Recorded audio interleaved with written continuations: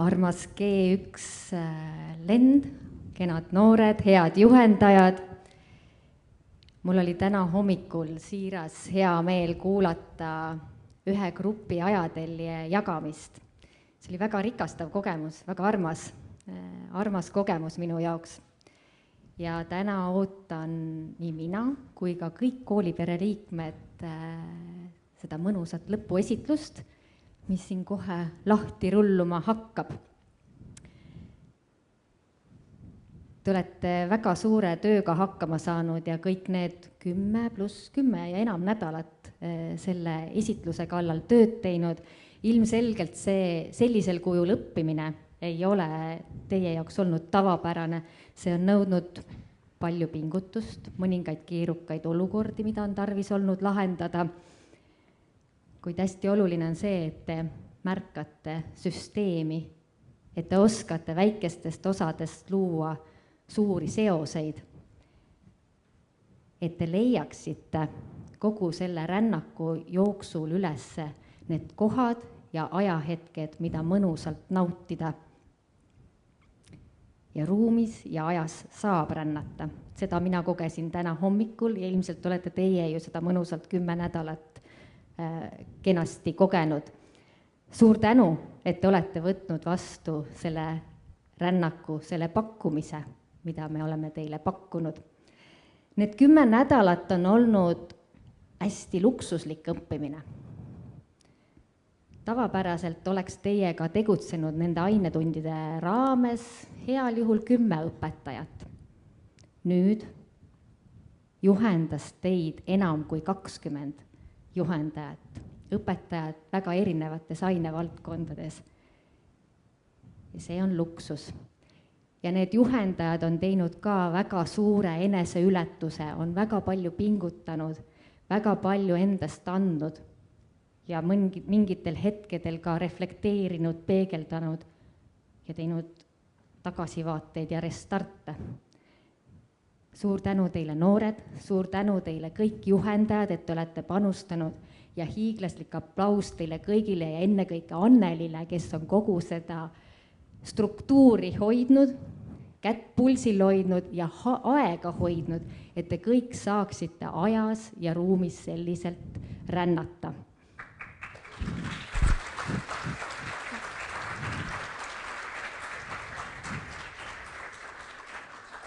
Ja võtsin mina ka väljakutse. Ja täna hommikune ajajoone jälgimine oli ka paras väljakutse, see oli väga tore kogemus. Aga kuna teie olete 10 nädalat AI-ga toimetanud, söötsin mina temale ka ühe ülesande ette. Ja palusin tal teha luuletuse sellest, millega teie olete 10 nädalat toimetanud. Andsin talle ülesandeks, nii nagu teiegi olete 10 nädalat andnud AI-le ülesannet, hästi detailset, mida siis AI teile loob.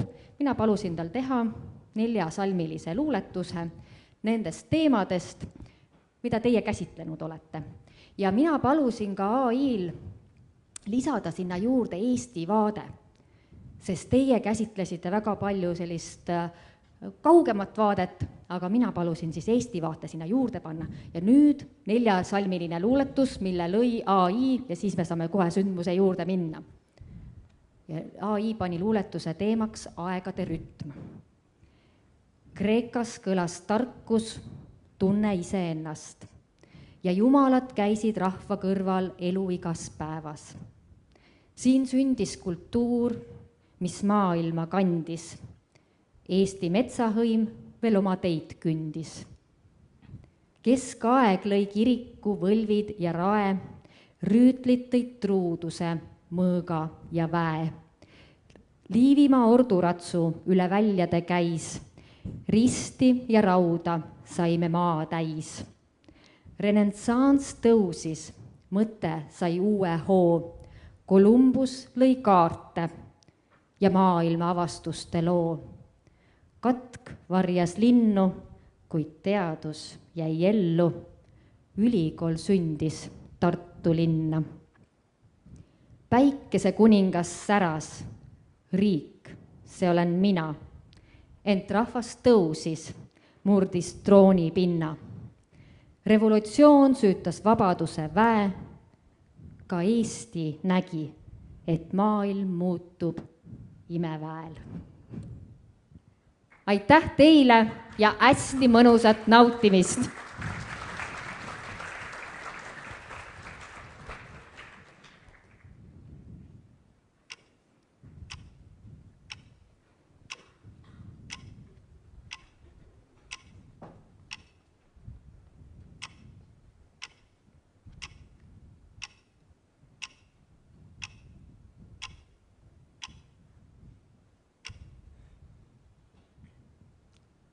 Kujutle hetke, mis muudab kõike.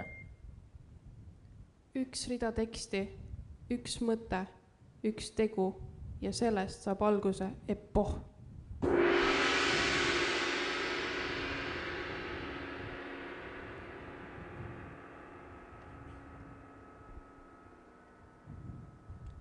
Head kaasepohlased, täna oleme siia tulnud tähistama meie teadmiste rikast õppimisperioodi.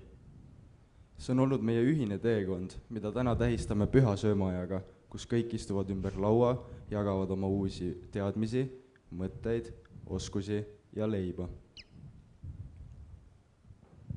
Meie söömaaeg õnneks ei lõppe nii traagiliselt kui Kristusel. Taaselustame inimkonna 2500 aastat antiikajast Prantsuse revolutsioonini, mis meie jaoks möödusid 3 kuuga. Läbi aegade on toitunud palju enamat kui lihtsalt kõhutäis. Igal ajastul on olnud oma lauakombed. Näiteks kord söödi üheskoos kausi tagant, kord hõbenõu tagant. Täna saamegi tutvuda erinevate ajastute lauakommetega. Lisaks kõigele muule on ka olnud suur roll tollel ajal elanud kangelastel. Mälu värskendamiseks võiksime minna külastama muuseumi, kus leiame nende 3 kuu jooksul kohanud tegelasi. Seda meest ma mäletan. Julius Caesar, ta oli Rooma väejuht ja riigimees. Ja tema on ju Louis 14. Ta nimetas ennast päikesekuningaks, täielik egoist. Ja tema, Lembito, võitles selle nimel, et säilitada meie rahva iseseisvust. Läheb emotsionaalseks ära.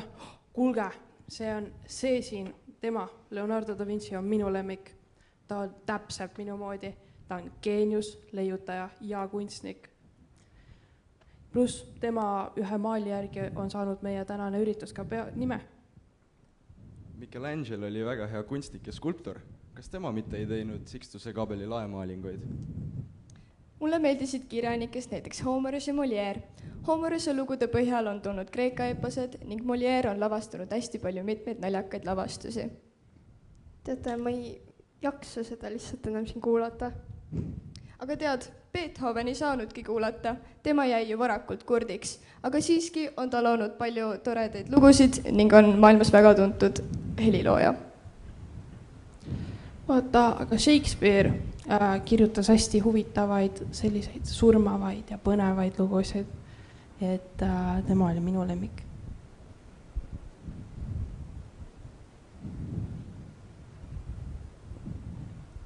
Teate, kell on palju ja mul on palju õppida, me peaks koju minema. Ja minul ka. Kuulge, lähme siis.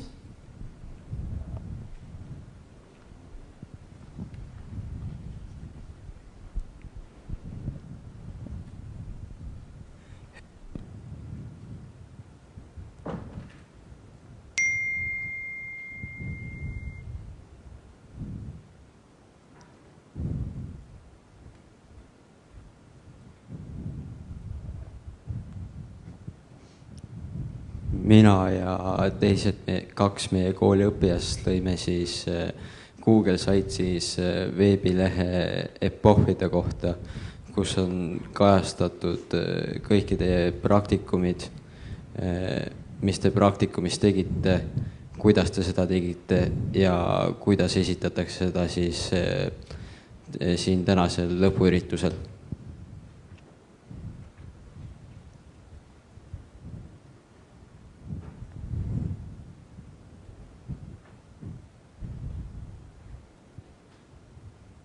Samal ajal muuseumis.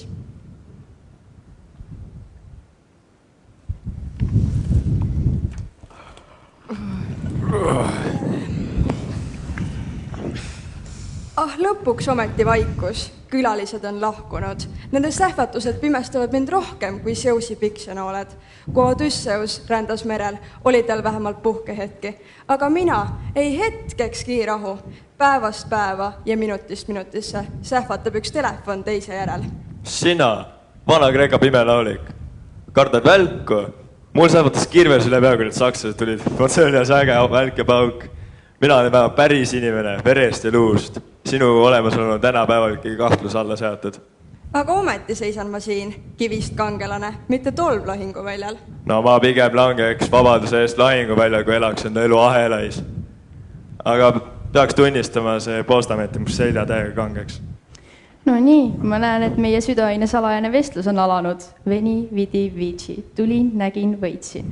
Kunagi valutasin ma maid ja rahvaid, aga nüüd puhun ma endalt tolmu maha. Kui madalale võib langeda? Oh Julius, ära ole nii traagiline. Sind pussitati ühe korra ja oligi kõik. Siin piinatakse meid igavesti mingisuguste selfie-pulkadega. Mis sa arvad, kumb on hullem? Õiglane küsimus, monsieur Molière. Minu mõrtsukad nimetasid ennast vabastajateks ja tapsid mu vähemalt mingi suurema eesmärgi nimel. Aga need turistid vaatavad sulle totakalt naeratades otsa, samal ajal tappes meie väärikust. Ometi nad tulevad siia, sest nad hoolivad sellest, mida me tegime ja nad mõistavad, et me muutsime ajalugu. Nad vaatavad meid ja mõtlevad, et kuidas nad seda tegid. Nad üritavad killukese meie geniaalsusest enda telefonidesse talletada, siis neil on ka tunne, et nad on osa millestki suurest. Aga tegelikult ei saanud ju mitte midagi aru. Nad ainult käivad meist mööda, teevad oma klõpsu ja liiguvad kohe järgmise juurde edasi. Ma võtsin aastaid, et kujundada Taaveti lihaseid. Nüüd mitte keegi isegi ei märka neid võimsaid veene enam. Kunst nõuabki kannatust, mu sõber, aga sul on õigus. Kiirustamise tõttu jääb tänapäeval inimestel väga palju ilu nägemata. Ilu tuleb aeglaselt. Kaunilt öeldud, Leonardo. Lisaks sellele, et ilu ei osata enam hinnata, tundub mulle, et ka sõnad on kaotanud oma väärtuse. Tänapäeval kõik kogu aeg räägivad. Mingi lakkamatu sõnavool muudab kõik mõtted tühiseks. Bravissimo, filosoof ja pööd ühes isikus. Sina ja mina võiksime koos kirjutada näidendi selfie-pulga komöödia. Väga sobiv pealkiri. Tänapäeva suurim küsitlus ei ole enam olla või mitte olla, vaid postitada või mitte postitada. See filosofeeri on üks mõtetu ajaraisk. Mõne meist peavad pakilismate asjade peale mõtlema. Näiteks, kuidas ellu jääda. Lahinguväljaga mõõgad su pea peal kokku löövad, siis pole sul aega kedagi tsiteerida. Ainuke mõte peas on, et sure raisk. Noh, sulle tsitaati. Aga ajalugu mäletab sõdu ja sõnu. Sa võitlesid vapralt lembitu, kuid just Hoomeruse värsid tegid sõdalastest surematud. Tõsi, lugudeta tuhmuvad ka kõige kangemad kangelased. Mälu on värav igavikku. No, nii poeetiline. Mul läheb siis süda juba pahaks. Kui ma eksin teada, et ma läksin peale lahingut siin kuningatega, kunstnikutega ja muusikutega jutu mulje vestmes, siis ma oleksin nagu sinna lahingule naeru suuga läinud. Oo jaa, naeratused muudavad maailma. Kulus aastaid enne, kui mu kallis Mona Lisa ennast kunstiajalukku naeratas. Aga praegu tagasi mõeldes tekib paratamatult küsimus, et äkki naeris ta hoopis mu leiutiste üle, sest seda tegid paljud. Nad küsisid, mis kuradi kanu ma joonistan. Nende mõte lihtsalt ei küündinud nii kaugele, et aru saada, et need on lennumasinaid. Ma olin sajandeid oma ajast ees, mitte keegi ei suutnud neid asju kokku ehitada, mille mina välja mõtlesin. Aga mina panin inimese maa peale seisma, väärikalt ja uhkelt. Mitte nii, nagu sina joonistasid neid.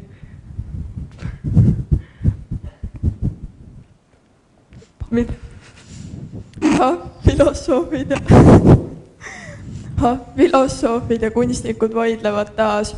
Ärge unustage, et ilma kuningateta poleks teil mitte mingit hiilgust. Kas te olete unustanud, kes teie kunstiteoseid rahastas? Tõsi, mu kuningas. Ilma sinu soosinguta oleksingi jäänud tänavanarriks. Aga räägi nüüd, kuidas sulle meeldib olla sukkpükstest pilkealune? Mul olid väga elegantsed sukkpüksid. Väline hiilgus ei tähenda alati korda seespool. Tõeline ilu ei paista mitte kullas ega marmorist paleedes, vaid tasakaalus, kus iga osa on kooskõlas tervikuga. Valgus ja vari, muusika ja vaikus, kõik on osa ühest ja samast võrrandist. Universum on harmoonia. Pythagoras, kui tabavalt öeldud. Ilma sinu numbriteta ei oleks saanud mina teha oma muusikat. Sina mõistsid, et matemaatika on seotud muusikaga ja alles siis sain mina luua enda muusikat. Ja sina tõestasid, et ka kaos võib imeelusalt kokku kõlada. Iga noot, iga südamelöök, iga planeet, kõik on tegelikult matemaatika. Kui ma hakkasin oma kuulmist kaotama, siis ma ei kuulnud enam muusikat ja see oli minu jaoks kohutav piin. Aga mida kurdimaks jäid mu kõrvad, seda valjemini hakkas helisema muusika minu sees ja siis sain mina luua enda kõige kuulsamad sümfooniad. See, mu sõber, on luule, mis ületab sõnad. Tundub vist, et me oleme kõik pidanud lahinguid pidama, kes sõnadega, kes nootidega, pintsliga või mõõkadega. Aga tunduvalt on vist kõige ägedam lahing meil ikkagi aja vastu. Nõustun, ole sa kuningas või narr, kunstnik või sõdalane. Meie areeniks on maailm ja vaenlaseks aeg. Tõepoolest, aeg on meie suurim vaenlane, kuid ka ajas on kord ja kordus. Ja kui õpime neid õigesti tõlgendama, ei pea aeg olema meie suurim vaenlane, vaid täiuslik liitlane. Õppimise suurim rõõm on mõistmine ja täna mõistan ma jälle veidi rohkem. Veni, vidi, intelleksi. Tulin, nägin, mõistsin. Siis lõpetagem kõik koos harmoonias, enne kui Koidik toob uue dissonantsi. Ja ärgem siis homme jälle unustage, et kivisse raiutud skulptuurid, muusikasse valatud emotsioonid ja sõnadesse talletatud tarkus on tähtsam kui hetkeline kuulsus või publiku kiitus. Lahkuminek on nii magus kurbus. Hea tööd, mu sõbrad.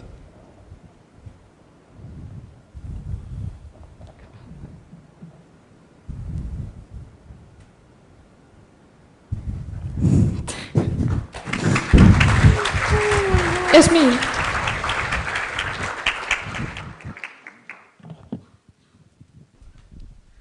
Herakleitos.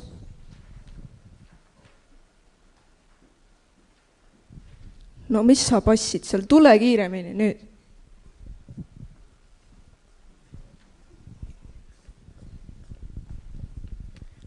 No, jõudsin ka kohale. No, oli ka aeg. Kuule, Herakleitos, mis sina arvad, kuidas maailm tekkis? Demokriitos, see on ju eneselegi selge, et kõige algus on tuli. Tuli sünnitab, tuli hävitab. Kõik on muutumises nagu leek, mis ei püsi sama. Herakleitos, mina usun, et maailm koosneb aatomitest ja tühjusest. Tuli on lihtsalt nähtus, mitte algus. Sa tõesti arvad, et tuli pole kõige alus? Just nii. Aatomid liiguvad ja loovad kõik. Tuli on lihtsalt nende koosmõju. Aga kõik, terve maailm on muutumises nagu leek, mis ei püsi samas. Muutumine algabki aatomite liikumisest, mitte leegist. Taales arvas ka, et kõige algus on vesi. Võib-olla on tähtsam küsimus kui vastus. Vot sellega olen ma nõus. Aga vaata kõiki neid toite siin laual. Siin on rohkem tõde kui paljudes raamatutes. Tõsi ta on. Joo.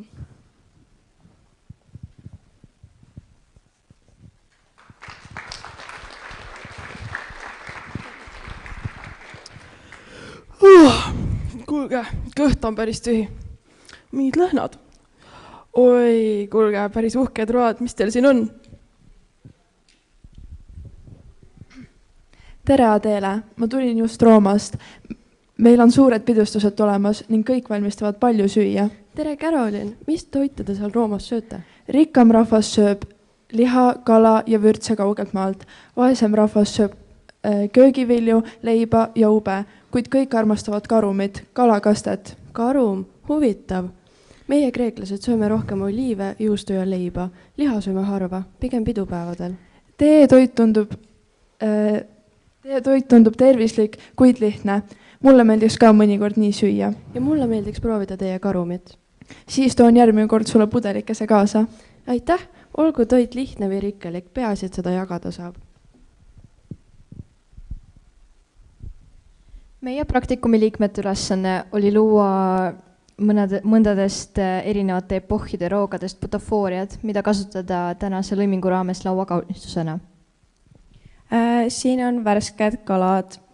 Antiikajal oli sageli just eelroaks kalad, sest neid oli neil palju.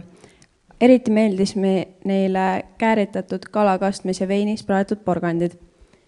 Antiika inimestele meeldis kääritatud kaladest tehtud kaste nii väga, et nad lausa jõid seda, lisavad sellele mett ja vett.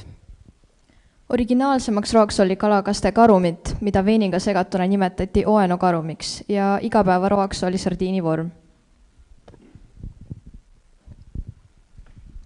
Kui mina uurisin vana aja keraamika kohta, üllatas mind kõige rohkem, kui tagasihoidlik see oli. Naturaalne savivärv, lihtsad täpid ja kammijooned, kõik väga maalähedane. See erineb väga palju vanast Kreekast. Seal kujundati nii lihtsama kui ka keerulisema mustriga nõusi. Keerulisema kujundusega nõudele kujundati peale punase ja musta pildstiili abil legende, müüte ja sportlasi. Rooma tundub nende vahepealne. See tehti, seal nõud olid praktiliselt lihtsa kujuga ja peaaegu ilma glasuurita. Väiksed triibud ja tembeldused lisasid ainult natuke ilmet. Nii et igal kultuuril oli erinev stiil. Üks oli looduslik, teine oli jutustas lugusid ja kolmas oli praktiline. Sooma materjal aga täiesti erinev maailm. Ja niimoodi siis lihtsus, kunst ja praktilises kohtusid savis.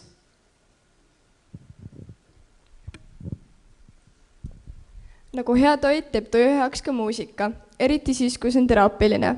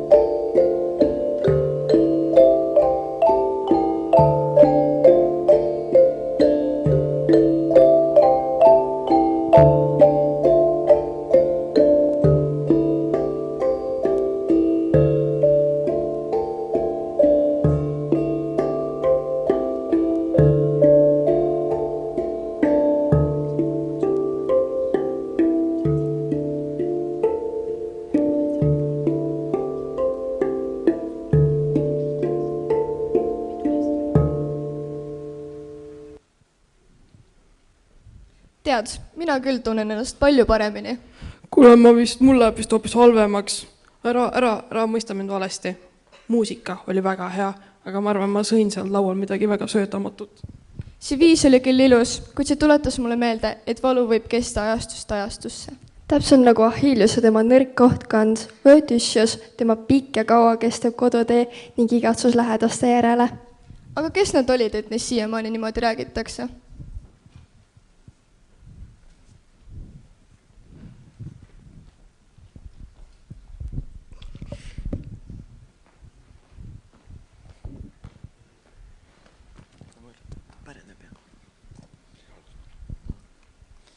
Achilles pärineb Homerose eeposest Ilias. Achilles oli Vana-Kreeka mütoloogia üks kuulsamaid ja võimsamaid kangelasi, tuntud eelkõige Trooja sõjas osalemise ja oma traagilise surma poolest. Ta sündis jumalanna Theetise ja sureliku kuninga Peleuse pojana, seega olles pooljumal. Tema ema soovis muuta teda surematuks ja kastis ta lapsepõlves Styxi jõkke, hoides teda kannas kinni. Seetõttu jäi see koht ainsana kaitsetuks. Sellest tuleneb ka tuntud väljend Achilluse kand, mis viitab inimese kõige nõrgemale kohale. Välimuselt oli Achilles erakordselt nägus ja tugeva kehaehitusega, sobidas ideaalselt Vana-Kreeka arusaamaga ideaalmehest. Ta oli kiire, jõuline ja särav. Sageli kirjeldatud heledate või kuldsete juustega. Achillusel oli mitmeid olulisi suhteid. Tema ema Theetis oli talle väga oluline ning proovis korduvalt poega sõjast eemal hoida, maskeerides teda isegi tüdrukuks, et ta ei peaks minema. Achilluse elu lõppes traagiliselt. Trooja sõja lõpufaasis lasi talle Trooja prints Parist noole kanda. Nii hukkus see peaaegu võtmatu sõdalane. Achilluse Vana-Kreeka kultuuri suurimaks kangelaseks, keda imetleti tema väe ja julguse pärast, kuid kelle lugu tuletab meelde, et ka kõige tugevamal inimestel on oma nõrk koht. Tema nimi elab edasi nii kirjanduses kui keeles, olles sümboliks inimliku jõu ja haavatavuse koosmõjule. Achilles kohtume tänapäeval palju ooperites, mängudes, kunstiteostes ja filmides.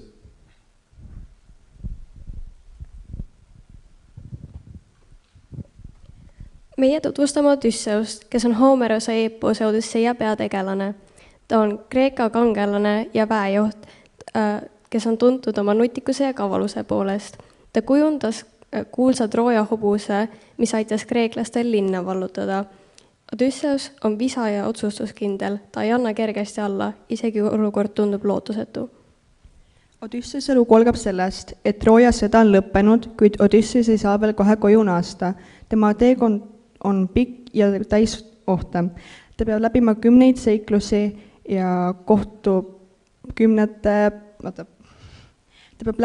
seiklusi, et lõpuks jõuda oma perekonna juurde. Sellel teekonnal kohtub ta mitmete müütiliste olenditega. Näiteks pimestab ta hiiglasliku kükloobi ja põgeneb salakavalalt neid kirke käest. Teekond paneb proovile tema julguse, nutikuse ja kannatlikkuse. Just perekonna ja koduigatsus annab Odysseusele jõudu ja motivatsiooni, et kõigest hoolimata koju jõuda. Odysseuse lood on inspireerinud ka tänapäeva kultuuri, näiteks erinevate mängude, filmide, maalide ja isegi ühe muusikali näol.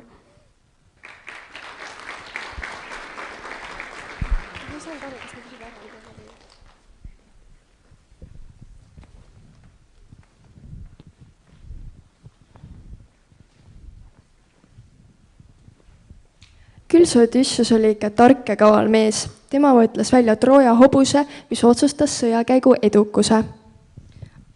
Selline nägigi välja siis Trooja hobune. Kas sa räägiksid meile sellest, milline see välja nägi? Ja selle kilbiga siis kaitseski Odysseus ennast oma vaenlaste eest. See 5. sajandi stiilis mosaiik kujutab siis Trooja hobust. Mosaiik on moodustatud siis katkistest keraamilistest plaatidest. Hobune on tehtud siis tumepruunidest ja helapruunidest plaatidest ning taust on tehtud heledatest plaatidest. Trooja hobune pärineb Vana-Kreeka legendist Trooja hobusest, kus sõdurid peitsid end suure puuhobuse sisse, et linna tungida. See sümboliseerib kavalust ja strateegiat antiikmütoloogias. See kilp on tehtud keskaegse kilbi järgi, mida ruutlid kasutasid mustrist ja valge teost simboliseerivad ruutli ordeneid ja see märkmeid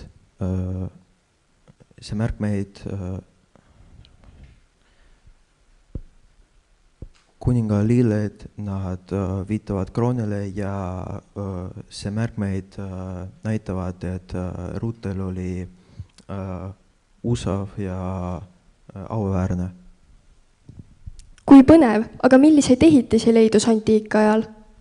Meie räägime Heera teisest templist.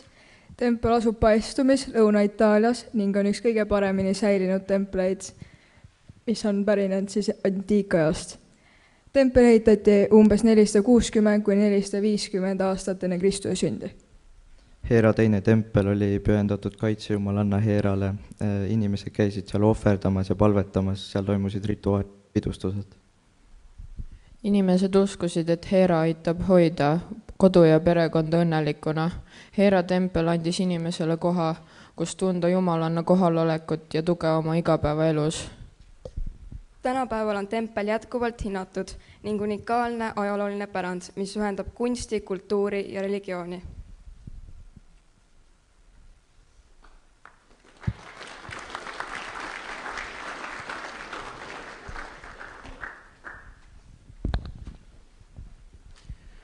Kuule Miia, mul pole siiamaani enesetunne paremaks läinud, mis me nüüd teeme? Ära muretse, ma tean täpselt, kes teab sellele küsimusele vastust.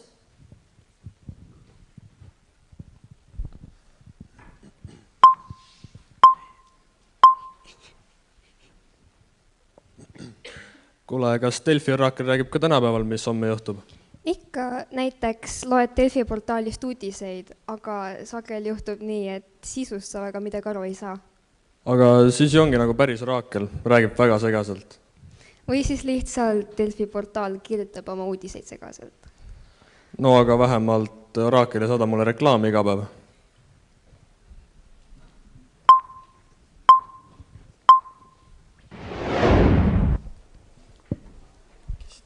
Oi, tere! Tere! Mis teid oraakli poole viib? Tahaks teada, kas ma saan oma köhast lahti. Mis sind oraakli poole toob? Mul on probleemid oma kitsaga.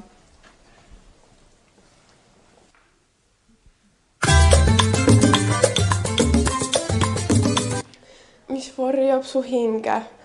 Too see valgus ette, et oraakli suu seda lahti mõistataks. Kas ma saan oma kopsu haigused lahti? Nagu talve ajal sulab päikene. Nii kaob vaev, kui aeg on sulataja, mitte soov.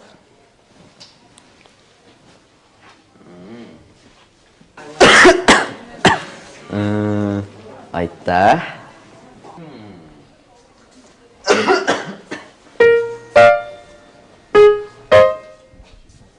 Mis varjab su hinge? Too see valgus ette, et oraakli suu selle lahti mõistataks. No kas ma peaksin müüma oma kitsa praegu või ootama paremat aega? See, kes müüb täna, saab hõbedat, kuid kaotab piima. See, kes ootab homseni, saab piima, kui võid kaotada kitse.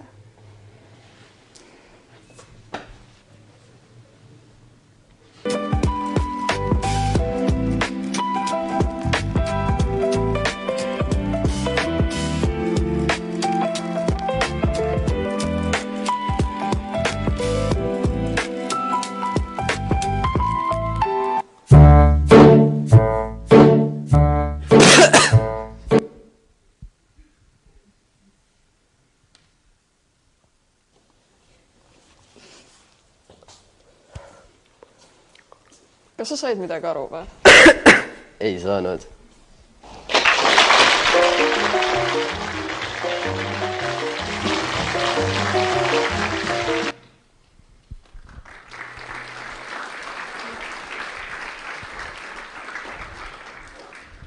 Küll see Oidipus oli ikka kõige teada. Vaadake, keegi sammub seal kaugel. See on ju Oidipus. Me rääkisime temast tunnis. Jaa, Oidipus käis ka oraakli juures ja tema isa, Laioste samuti. Kuigi nad proovisid oma saatust muuta, läks ikka nii, nagu oraakel ennustas. Oidipus tappis oma isa ja abiellus oma ema Iokastega. Õudust. Nad said 4 last ja need lapsed on ta poolvennad ja õed ka. Kas tõde tuli päevavalgele? Selle koha peal jäi tegelikult mul raamat pooleli, aga ehk Oidipus ise tahab meile sellest rääkida.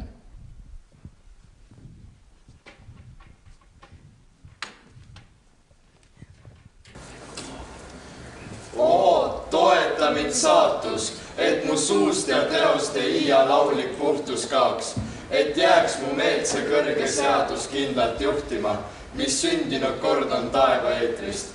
Mitte keegi muu, kui Olümpose võim ta lõi, ei nõrk inimvaid ja eal ei saada unne raugeda, et mööduda võiks tast hing, hävimatuks taevane jõuta selles jääl ju.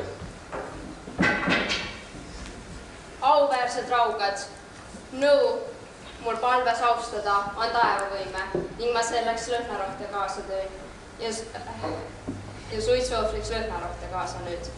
Sest liiga ränka hingeheitlust heitlemas nen kurb Oidipust ma. Nõukalt vaagida ei äsja kuuldud, oska olnust mõeldesta ja kõiki hirmsaid jutte kuulma valmis on. Et muuta meelt ei suuda tal ma kuidagi, siis pöördun nüüd Lükeios, kõigi aitaja, su pool ohvreid andes, palvet lausudes, et tooksid päästmist vaevapainest meile saa, sest meid ju kõiki piinab hirm, kui murtuna me näeme seda, kes on me riigi tüürimees. Kas teie käest, o võõrad, nõu ja õpetust ma saada võin? kust leida Valdjab Oidipust ja kohta, kus ta praegu viibib? Siit või kust? Siin on ta loss, o võõras, ning ta enda võid sa leida seest. Ta laste ema, kuid siin sa näed. Sind kaitsku õnn ja kõiki su kaaskondlasi, o Valdja austust vääriv kaasa, kaitsku ta. Ka vastu soovin sulle, võõras, kõike head ja ütlen tervist. Räägi nüüd siis mulle, mis tõi siia sinu ja mis sa tahtsid teatada? Head teatan, naine, kojale ning su kaasale. Mis on see siis ja kus sa siia saabusid? Korintosest. See teade, mille saad sa mult toob rõõmu tingimata, kuid vist veelagi. Mis kombel küll siis tuua võib ta üht ja teist? Su kaasa kuulutatud Valdjaks istmusel on sealse rahva tahtel. Nii ma kuulda sain. Kas Halbja Polüübos on võimust loobunud? Jah, nõnda küll. Sest hauda on ta pandud ju. Kas tõega? Nii et surmateate tood sa siis? On tõesti nüüd ta surnud, võib mind uskuda. Tee ruttu, teenjanna. Jookse Valdjale siis viima teadust. Kus küll te viibite, kõik taevaended. Eks ju läinud Oidipus maapakku, kartes tappa meest, kes surnud nüüd on loomulikku surma. Jättes süüstab riiks.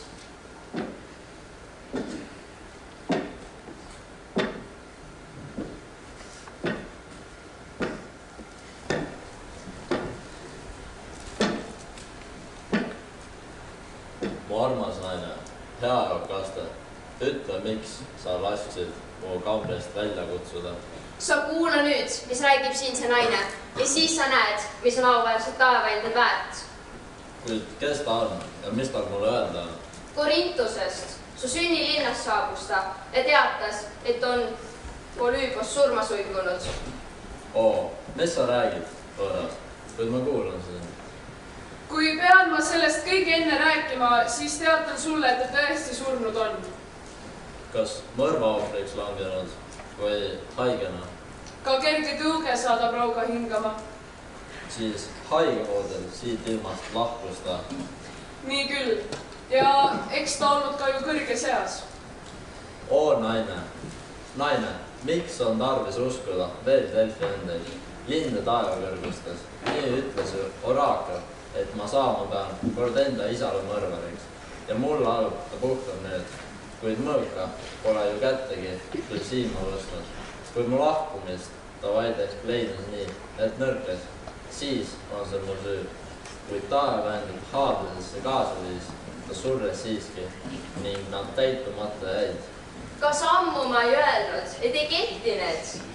Kas kartma, siis ei pea oma emaga näitumist? Mis hirm on veel hingel, kui ta suunaks juhus on ainult? Mitte ette seatud tee. Nüüd saada lihtsalt päevaerale mööda päev. Ei maksa hirmu tunda emale mõeldes ka. Eks on nende emade teotusest ju meeste poolt unnähtud tihti, kuid kes kõigest sellest ei hooli üldse, selle käega ei kerge on.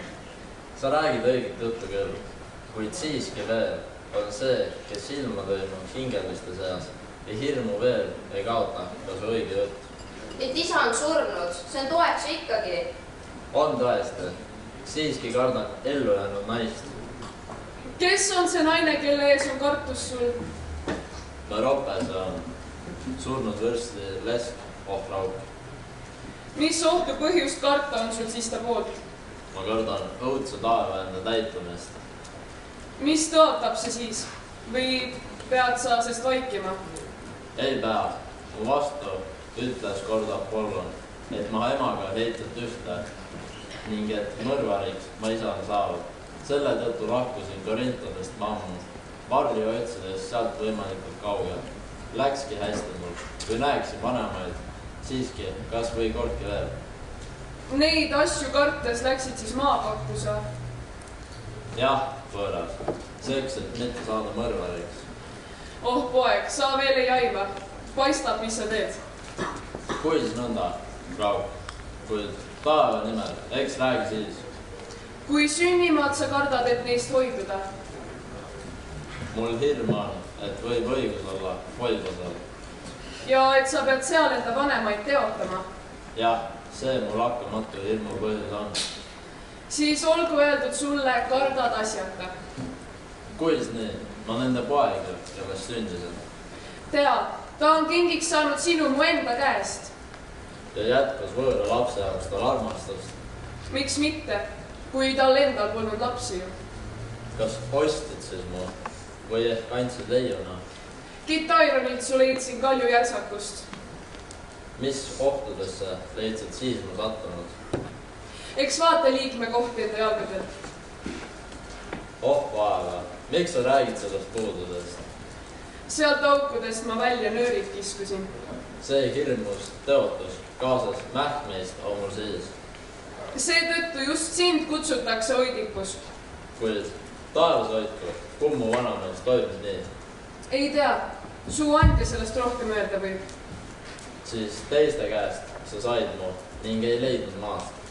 Su andis mulle keegi teine karjane. Ja kes on see? Kas öelda saad sa täpsemalt? Nii öeldi, et tal laius olla käskijaks. Kas see, kes valdajaks olnud kord, on sellel maal? Ta tõesti karja hoidis just sel laiusel. Kas teie hulgast, kes te siia saabunud, ehk keegi teab või tunneb karjast, kellele ta äsja viitas? Kas ta maal või linnas on? Kui teate, öelge, kätte tõendan saama nüüd. Ma arvan, et ei keegi muuda olla võib, kui just see maamees, kelle järele nõudsid sa, kuid rohkem teada saada võid Jokaste käest. Kas naine, sa ei arva, et see mees, kes peame juurde saabub, see on, kellest rääkis ta? Mis sest, et rääkis? Mis sa tühja kuulasid? Ei maksa kõike, mis on öeldud uurida. Kui käes on mul need märgid, ärgu juhtugu, et selgusetuks jätan enda sünniloo. Ei, hoidku taevas, kui su käekäik sulle on veel kallis. Loobu, ränk mul niikuinii on meel. Mis on sul karta? Ei su õilsust võeta su, kui kolmekordsest orjasoostki, et õunen maa. Kuid mu palvet kuule siiski, jäta see! Ei või ma kuulda enne, kui on selge kõik. Vaid head ma soovin sulle, kui ma räägin nii. See hea on ammust aega mind ju piinanud. Oo, sa vaene. See on kõik, mis öelda mul on sulle. Muud ei kuule mul sa iialgi. Las karjus tulla siia, otse mail. Las see siin jääda enda kõrge sooga kelkima. Miks küll su naine tormas lossi käskija, nii raskes meeleheites? Aiman hirmuga, et palju halba tõuseb sellest vaikusest. Kui peab, las tõusta. Kuid ma siiski teadma pean, mis soost on tulnud. Olgu see ükskõik või kehv. Nii loodud, ma ei muutu teiseks iialgi ja uurima ei loobu seda sündinest.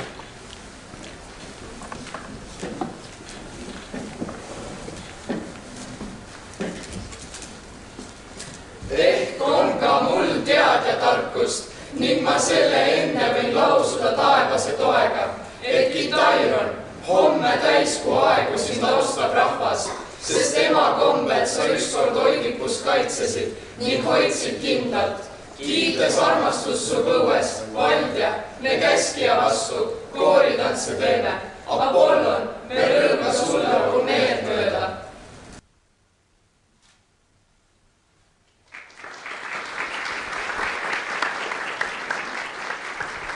Küll see näidend lõppes ikka traagiliselt. Aga miks? See oleks saanud ju palju paremini lõppeda. Tead, mina arvan, et see lõppes täpselt nii, nagu see oleks pidanud. Tead, Aristoteles ütleks ka, et selle lõpust saame palju inimeste saatusest ja vigadest õppida. Mina leian, et algus on iga töö kõige olulisem osa. Kui istume, sööme ja räägime, algab ka meie vaimutoit. Siis ma loodan, et see veinavad mitte ainult keeled, vaid ka meeled. Sa teab, Platon, rõõm töös teeb tulemuse täiuslikuks, isegi siis, kui tööks on vaid mõtlemine. Aga mõtelda tuleb targalt. Targad räägivad, sest neil on midagi öelda, rumalad, sest nad ei suuda vaikida. Targad räägivad, sest neil on midagi öelda. Kas sa tõesti usub, Platon, et sõnade väärtus paikneb alati selles, mida öelda on, või vahel võib ka vaikimine olla tarkus? Vaikimine on kuld, kui seda osatakse kasutada. aga tihti on vaikimine vaid vaikimine, mitte tarkus. Seepärast räägivadki targad, sest neil on tõde südames. Head meil mõlemal siis ikka midagi öelda on, aga ma küsin, kas sõnad viivad meid õnneni? Mina usun, et õnneni jõudmine sõltub meist endist. Ja mina usun, et see sõltub hingest. Inimese hing on surematu, see igatseb tõe järele, isegi siis, kui keha otsib mugavust. Sa võid rääkida hingest, aga mis kasu on sellest, kui ta ei saa ilma kehata elada? Sinu ideaalid hõljuvad pilvedes, Platon. Mina elan maa peal, inimeste seas. Kui hing ei juhata inimest, jääb inimene vaid looma tasemele. Sa võid rääkida maisest, aga ilma ideedeta ei sünni midagi suuremat. Ja sina võid rääkida ideedest, aga ilma maiseta ei püsi ükski ideaal. Ma ei saa enam sinu varju all seista. Siis jääma maiste tarkuste juurde, mina lähen minema. Platon, sa oled küll armas, aga tõde on veel armsam.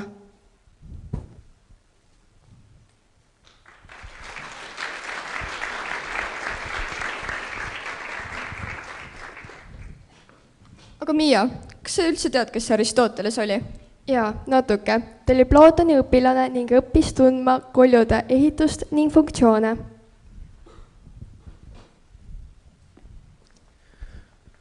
Tere! Täna vaatame, mida räägib Tuhkru kolju tema eluviisist. Esiteks, silmad on eespool. See annab binokulaarse nägemise ja tagab saagi täpse tabamise. Pikad kihvad aitavad saaki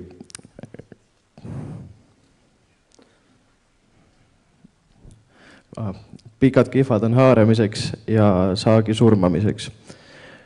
Tagumised purihambad on väikesed, mis näitab, et tuhkur on lihasööja.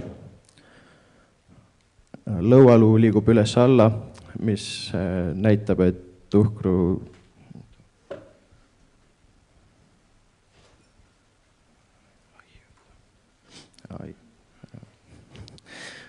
piklik ja kitsas kolju ja suured kuulmeluud näitavad, et tuhkrul on hea haistmine ja kuulmine.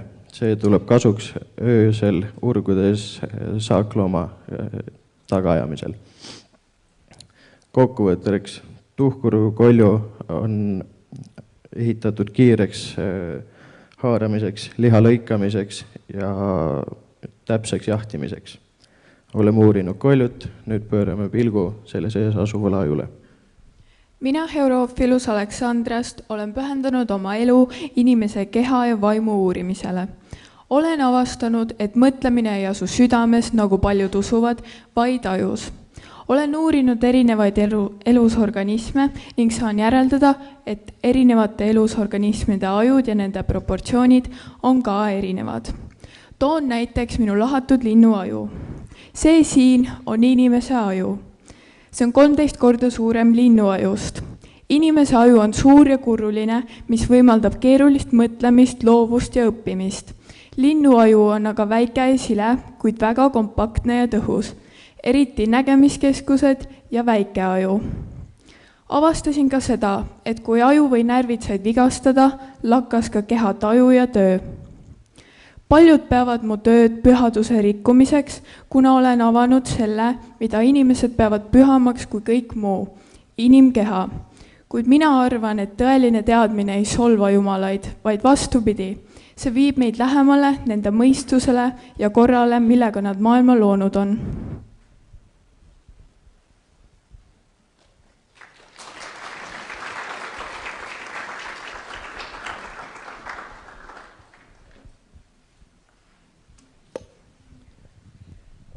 Tead, peale tervet seda närvisüsteemi värki tahaks midagi kergemat, näiteks nagu tantsida laval. Muusade asupaigaks peetakse Helikoni mäge, kus inimesed tantsisid ja laulsid Apolloni lüürasaatel. Apollon sidus nende liikumise ja meloodia kokku ning sellest tuli inspiratsioon kõikidele kunstitele.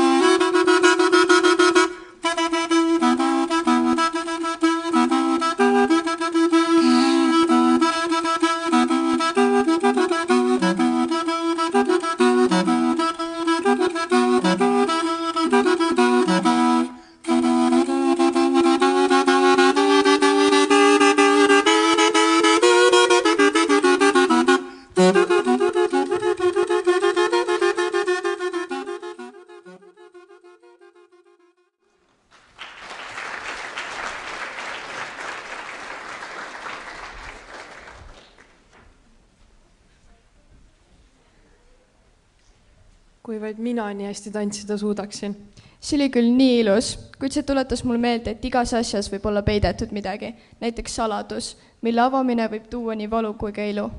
Aga see kõlab ju täpselt nagu Pandora laegas. Aga mis see Pandora laegas üldse on? Kohe saame teada.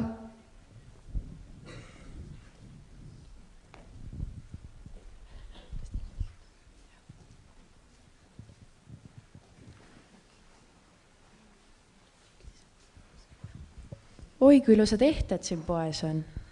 Issand, ma tahaks, et mu Peika mulle selle sõrmus ostaks. Siin on tõesti ilusad ehted. Aga mis asi see Pandora üldse on? Pandora laegas. Kuidas algas Pandora lugu? Tänapäeval kõik kindlasti mõtlevad, kes on see Pandora, kellest kõik räägivad. Ja kust tuleb jutt mingist laekast? Pandora lugu algab jumalast Zeusist ja tulevargast Prometheusist. Zeus on vihane Prometheusi peale, et too tule inimestele andis.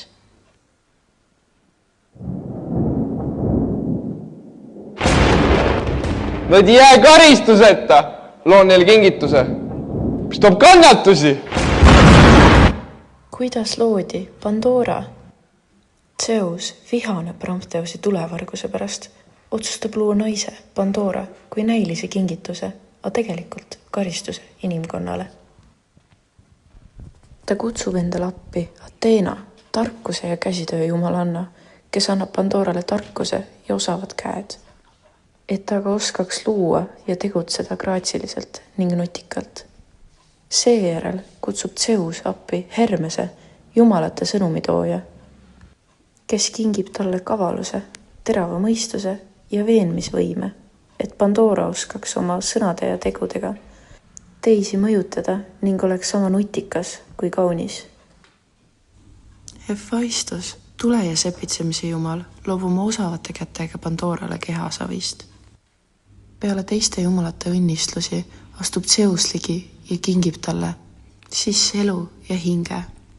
Pandora ärkab, teadmata veel, kes ta on või miks ta on loodud. Ta vaatab ümbrust imestatult ja süütult, aimamata, et tema saatus muudab inimkonna käiku igaveseks. Zeus kingib Pandorale laeka ning ütleb, et too seda kunagi ei avaks. Pandora uudishimu sai temast jagu ning Pandora avab laeka. Laekast põgenevad lootus ja kurjus. Kurjus. Aga mina olen lootus inimestele. Just selline ongi Pandora lugu. Tema uudishimu tõi maailmale kannatusi.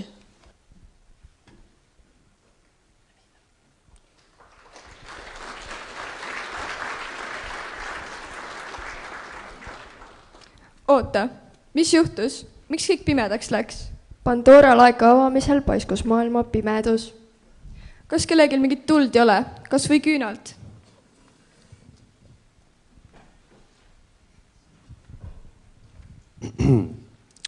Palun, siin on mesilasvaast küünlad. Lükkad tule otsa, need põlevad siuke paar tunnikest. Me valmistasime need kummutades mesilasvaha, ühte otsa pannes nööri ja siis need kokku rullides.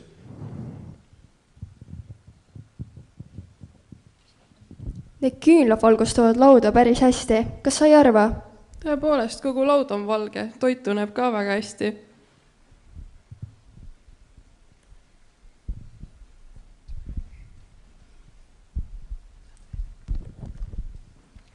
Käes on Paasaküla eelõhtu. Jeesus kogus kokku oma jüngrid, et nendega viimast korda õhtus süüa. Sõbrad, täna on öö, mil maailm muutub, aga teie olete olnud minuga algusest. Aga üksteist reedab meid. See teadmine valusalt surub mu südamesse, kuid valgus jääb ikka. Issand, kas see olen mina? Ma ei suudaks kunagi ette kujutada, et saaksin sind reeta. Ma luban sind kaitsta, isegi kui maailm mind maha jätab. Kas see peab nii olema? Kuidas saab sõprus pöörduda nii valusaks? Ma tahan uskuda, et armastus jääb meid hoidma. Õpetaja, kas me suudame kanda seda koormat? Ma kardan, mis tuleb, aga ma tahan olla sinu kõrval. see tee on raske, aga mis on valikute vabadus? me oleme siin, sinu sõbrad, su kaaslased, ükskõik mis saab. see on minu ihu, murtud teie eest. Võtke ja sööge. Tehke seda minu mälestuseks. Ma ei mõista. Ma ei lase sul minna. Ma kaitsen sind isegi surmani. Kuid süda väriseb. Kas ma olen tugevam kui mu hirm? Juudas, enne kui kukk laulab, salgad sa mind 3 korda. Kuid sinu usk ei ole kadunud. Sõber, pole hirmu ilma armastuseta. Me seisame koos kas või, kui maailm meid hülgab.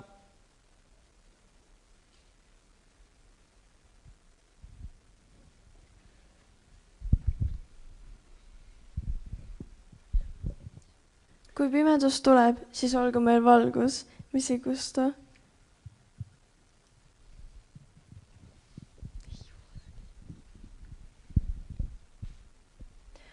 Me oleme sinuga. Me ei lase sul üksinda olla.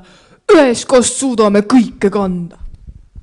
Vaikus langeb nagu raske vaip. Selles vaikuses peitub lootus ja hirm, sõprus ja reetmine. Karikas on tühjenemas, kuid valgus ei kustugi.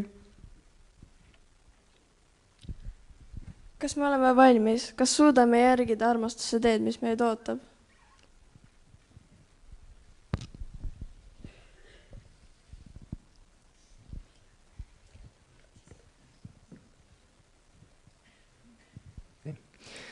See on minu veri, uue lepingu veri. See veri kannab lunastust ja uut algust.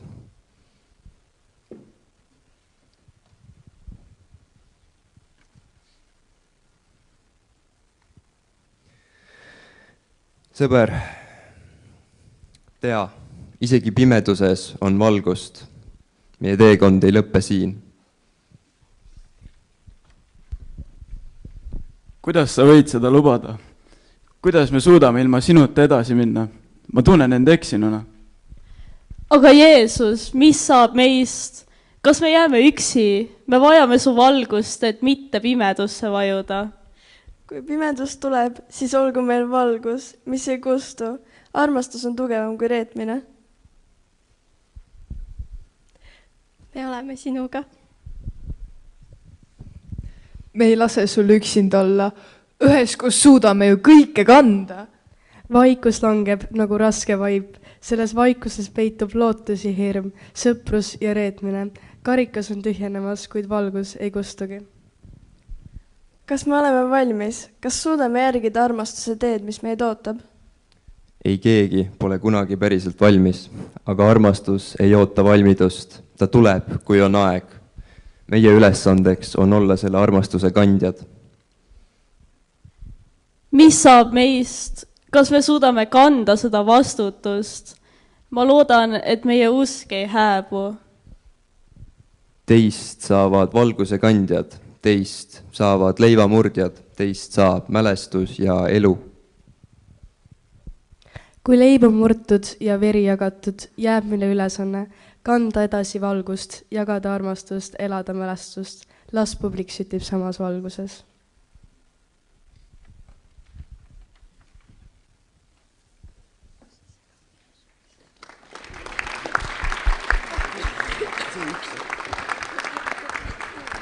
Isa Augustinius, räägitakse, et sina mõtled palju Jumalast. Mina aga mõtlen lihtsalt, kuidas põld vilja annaks.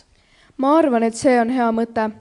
Jumal on nagu valgus, mis paistab igale põllule. Ilma selleta ei kasvaks midagi. Aga vahel tundub mulle, et pimedus võidab. Halb juhtub, haigus tuleb ja töö läheb luhta.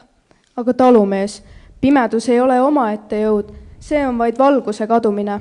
Näiteks, kui küünal kustub, tuba jääb pimedaks. Ei ole see sellepärast, et pimedus ise oleks tulnud, vaid sest valgus kadus. Nii et kurjus on lihtsalt hea puudumine. Just nagu põld, kus pole seemet. Ja miks lubab Jumal vahel põllul tühjaks jääda? et inimene õpiks ka lootma mitte ainult enda tööle, vaid ka Jumalale, nagu sina ootad vihma, kui oled seemne juba külvanud. see on tõsi, mina teen oma osa, aga lõpp on ikka tema käes. Just nii, sõber, Jumal on meie valgus ka siis, kui silmad seda kohe ei näe.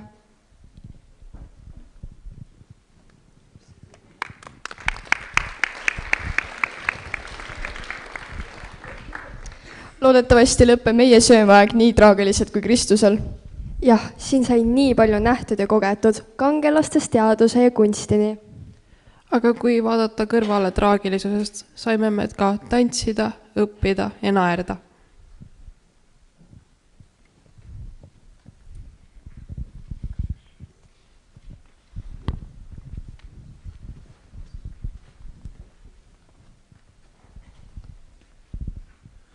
Oleme jõudnud keskaega, ajastusse, mil taevasse kõrkusid lossid ja kirik kontrollis inimeste elu ning tegemisi. Teisiti mõtlejad temmeldati väga lihtsalt nõidadeks. Kas tunned seda imelist lõhna? Tundub, et keegi on süüa teinud, ega keskajalgi inimesed söömata polnud. Toit on siin igatahes küll uhkem kui antiikajal. Vaata vaid seda peolauda, hõbedased taldrikud ja karikad säravad nagu kuninglikul vastuvõtul. Praetud sealihelõht täidab õhu, kõrval värsked puuviljad ja pisikesed martsipanikujud. Keskel kõrgub suur juustuketas. Brokaadist laudlina ja lilled annavad sellele kõigele keskajalikult uhke mulje. Siin saavad nii silm kui ka kõht oma. Kuna keskajal oli lihal toidulaual väga suur roll, siis harva oli peolauale varutud toiduainete nimekirjas ka seapraed. Just sellepärast otsustasime meie oma butafoorseks roaks teha seaprae, mille juurde käisid siis näiteks sidrunid, pirnid, õunad, apelsinid, rosmariin, pohlad ja petersell. Saime ka teada, et Tallinna raehärrad 1409. aasta uusaastapäeval olla söönud teiste roogade hulgas just seapraadi ning pühapäeval peale seda sea selga ja jalgu. Lisaks sellele said Tallinna raeteenrid iga aasta ka raha selleks, et seapraadi osta. Keskajal olid toidunõud peamiselt savist ja hästi lihtsad. Nõud olid savivärvi ja tugeva ehitusega, et need kestaksid.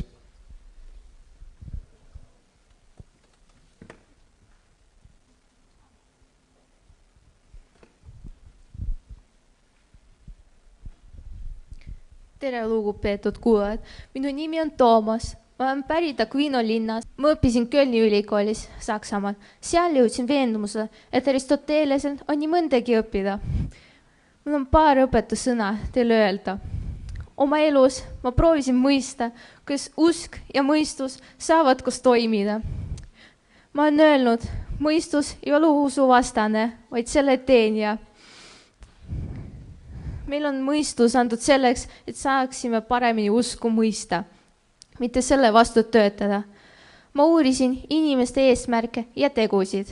Ma olen kirjutanud, iga tegu lähtub mingisugusest eesmärgist. Seepärast peab inimene õppima, tahtma head ja vältima halba. Hea ei ole juhuslik, see vajab harjumust. Ma usun vabasse tahtesse. Ma olen öelnud, iga inimene on oma tegude isand. See ei ole nukk ega masin. Voorus ei tähenda seda, et sul pole ihasid. Voorus tähendab seda, et sa juhid oma soove, ei anna neil end juhtida. Seepärast ma kirjutasin, voorus on hing suunatud heale. Ja lõpuks kõige olulisem asi, mis ma olen öelnud, on see, armastus on suurem kui teadmine. Teadmine näitab meile teed, aga armastus paneb meid seda teed käima. Aitäh, et minu ära kuulsite. Maitskem Jumala ande, mis meile lauale toonud.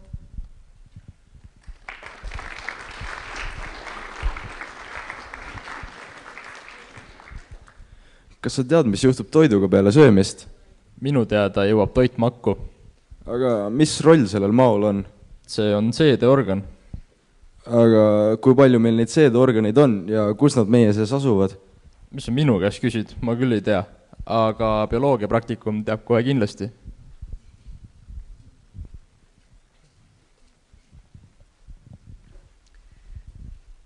Tere, head kuulajad! Mina räägin teile väikesest, kuid väga võimsast elundist, milleks on linnusüda. Ja te näete, kas ta seal. Linnusüda on küll väike, kuid tohutult kiire ja väsimatu nagu mootor. Mõelge vaid, linnusüda suudab lüüa lennates kuni 1200 korda minutis. Seda on tohutult palju. Uurides nii inimese kui ka linnusüdameid olen aru saanud, et nad erinevad mitmelt viisi ja mitte ainult suuruselt. Mõlemad muidugi võivad head toitu ja soojust, kuid linnusüda on loodud taluma pikki lennureise, kiiret rütmi ja muudlikke olusid. Mina, Mondino Deluzzi, teadlana annan sõna järgmistele teadlastele, kes räägivad täpsemalt imetaja südamest. Tere, täna räägime inglise arstist William Harveyst, kes avastas vereringe. Harvey avastas, et süda töötab nagu pump, surudes verd kogu aeg üle kogu keha mööda veresooni ringi. Aga ta ei avaldanud kunagi enda tööd, kuna tolleaegne ühiskond ei olnud valmis seda veel mõistma. Harvey uuris enamasti loomi, lahates nende südameid ja vaadates nende veresooni. Ta tegi seda, kuna tahtis enda käel teada saada, kuidas veri tegelikult liigub. See pani aluse tänapäevasele füsioloogiale ja kardioloogiale. Me ise lahkasime ka seasüdant, nagu tegi Harvey, ja saime teada, et seasüda ja kõikide teiste imetajate südamed koosnevad 4 osast. Vasak ja parem koda ja vasak ja parem matsake. Aitäh kuulamast!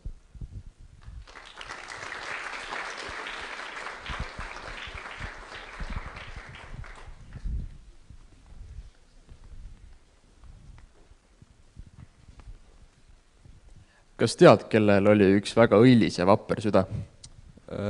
Minul äkki? Ma mõtlesin rohkem Beowulfi.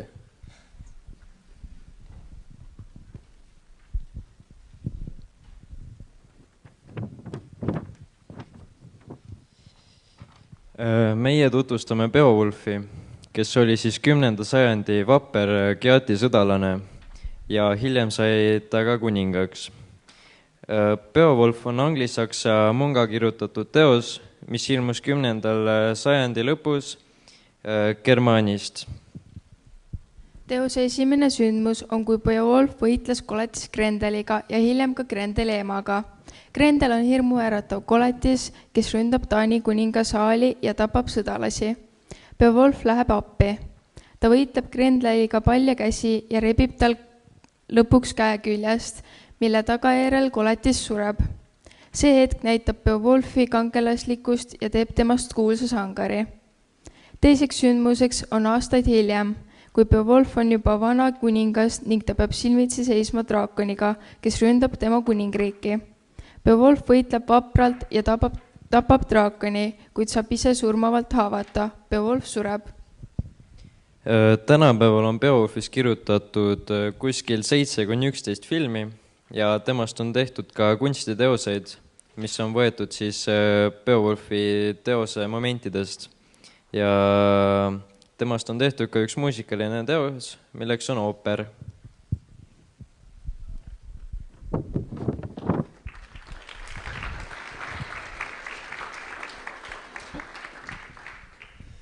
Tänu Beowulfi vaprusele on rahu taastatud. Seda tuleb küll tähistada. Aga seal kaugemal paistab mingi pidu toimuvat.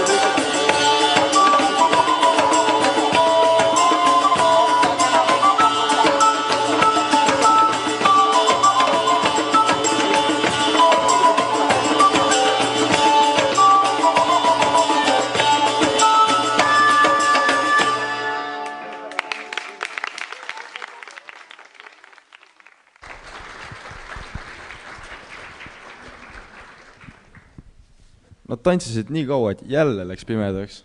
Mitte midagi pole näha. Mis nüüd saab? Me jätsime küünlad ka eelmisesse ajastusse.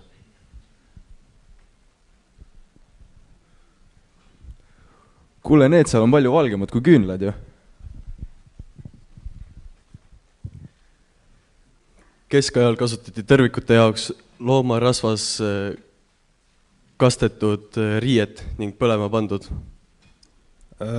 Siis lanternaid tehti metallraamist, klaasplaadid pandi külge ja pandi küünal sisse.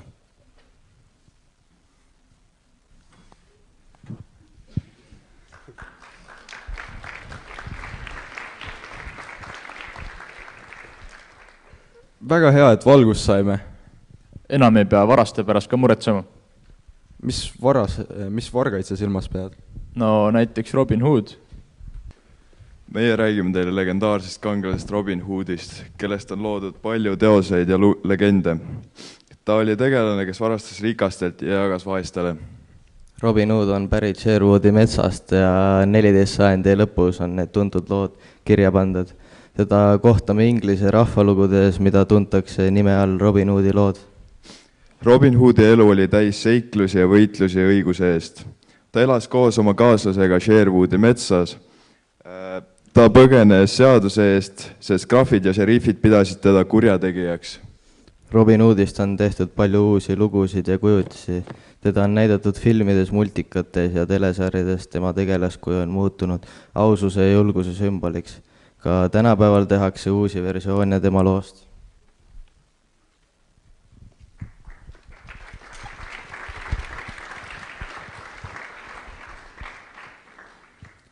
Joosep, lähme vaatame, äkki saame öömaja.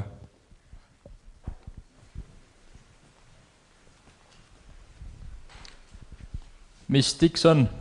Vaikust, kuulame ilusat laulu.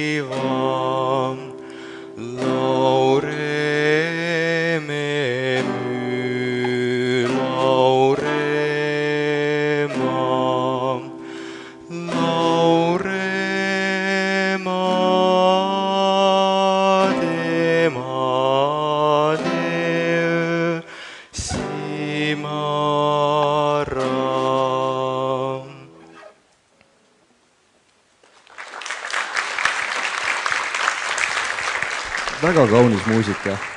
Peaaegu sama kaunis kui Tristan ja Isolde armastuslugu. Kes need Tristan ja Isolde veel olid? Seda kirjeldatakse kui erakordselt kaunist, kuldsete juuste ja heleda jumega printsessi, kuid lisaks ilule on ta ka tark ja väärikas naine. Tristan oli Cornwalli rüütel ja kuningas Marki õepoeg. Tristan oli aadlikust rüütel, vapper, truu ja aus. Kuid tema elu muutub pöördumatult, kui ta saadetakse Isoldet tooma kuningale naiseks. Ta kohtub Isoldega. Nende kangelaste elu oli täis kirge, vaprust ja traagilisi valikuid. Tristan ja Isolde seisid pidevalt valiku ees armastuse ja kohusetunde vahel. Saatus viis nad keelatud armastuse ja surma poole. Teosel on traagiline lõpp, kus Isolde sureb südamevalu tõttu Tristani järel. Tristani ja Isolde lugu on läbi sajandite inspireerinud lugematuid kunstnikke, kirjanikke, heliloojaid ja filmitegijaid, muutudes universaalseks sümboliks armastusest. Lisaks kirjandusele on Richard Wagner loonud ooperi Tristan und Isolde. kunstis maalisid Rossetti ja Burne-Jones nende traagilisi stseene. 2006 aastal neist loodud ka film Tristan pluss Isolde, kus nende lugu tõlgendatakse kaasaegses võtmes. Mõnes versioonis kasvavad nende haudadelt puud, mis põimuvad igavesti kokku. Tänapäeval on Tristan ja Isolde ajatu armastuse arheotüüp ja nende motiivid elavad edasi lugudes nagu Titanic või Romeo ja Julia. Nende lugu inspireeris ka raamatut Dragonfly. Aitäh!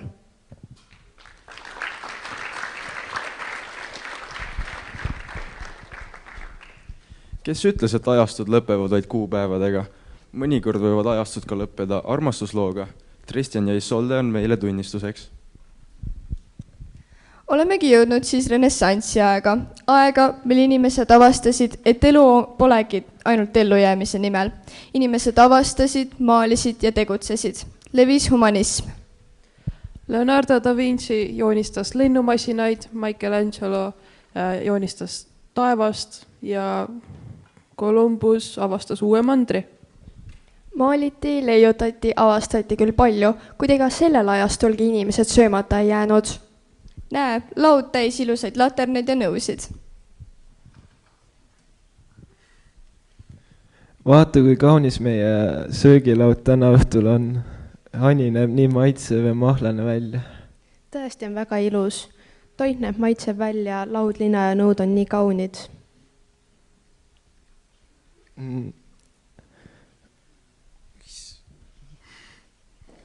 Lasin parimatel kokkadel valmistada toidu meile. Nad tõesti teavad, kuidas toorained ära kasutada. Ja need puuviljavaagnad tunduvad eriti värsked. Täna turu pealt leidsin need puuviljad. Leidsin isegi ühe granaatõuna. Need on eriti maitsevad ja värsked. Ja see taldrik siin laua peal on eriti ilus ja ainulaadne. Kõlab väga isuäratavalt. Olgu õhtu rõõmus ja meeldejääv. Ühes tükis küpsetatud hanepraed on kahtlemata olnud läbi sajandite ja eriti renessansi ajal vägev pühade ehe. See oligi põhjus, miks me otsustasime ühe võimsa haneprae butafooria valmis küpsetada. Hanepraadi serveeritakse erinevatel pidustustel ja sügiskuudel. Meie haneprae kõrval on pakutud ka granaattõuna seemneid, puuvilju, marju, sidruneid, pähkleid ja kaneelipulke. Ja muidugi on selge see, et sinna juurde on vaja ka tugevat kärakat.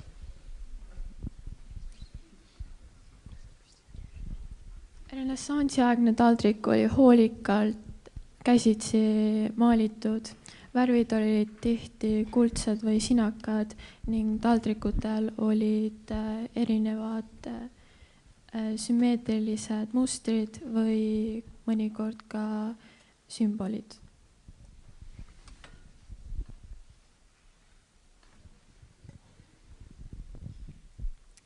Machiavelli Firenze tänavatel räägitakse, et Prantsuse kuningas läheb taas üle Alpide. Kas see tähendab sõda? Tähendab alati, kui võim on nõrk. Kes ei toeta end oma vägedega, toetab teiste reedlikkusele. Aga miks peavad riigid alati sõdima? Kas rahu pole võimalik? Rahu on vaid paus kahe sõja vahel. Kas siis pole ühtki õiglast valitsejat? Õiglane võib olla, aga tugev peab olema. Ilma tugevuseta õiglus ei püsi. Mina unistan päevast, mil Firenze on vaba ja rahulik. See päev tuleb alles siis, kui me mõistame, et vabadus nõuab kaitset. Nii et isegi rahu nimel tuleb sõdida? Jah, Lorenzo. Vahepeal tuleb kaitsta rahu mõõgaga, et see ei hääbuks hirmu alla. Siis ongi tõeline julgus see, kui sõda peetakse rahu pärast. Jah, just nii. Ja seda peab mõistma iga, kes tahab riigimees, mitte ainult unistaja.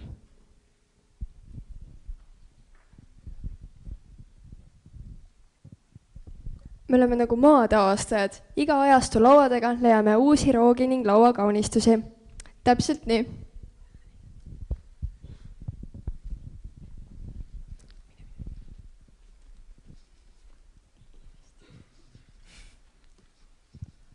Kuhu te lähete? Maid avastama.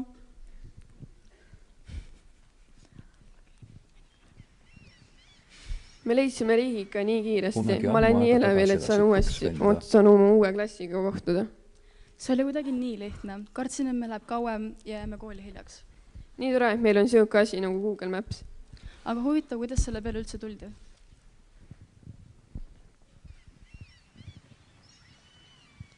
Kunagi ammu aega tagasi elasid kaks venda, Sofiinius ja Riinius. Nad olid meremehed ühest kaugest kuningriigist nimega Regionaalne Gymnaalium.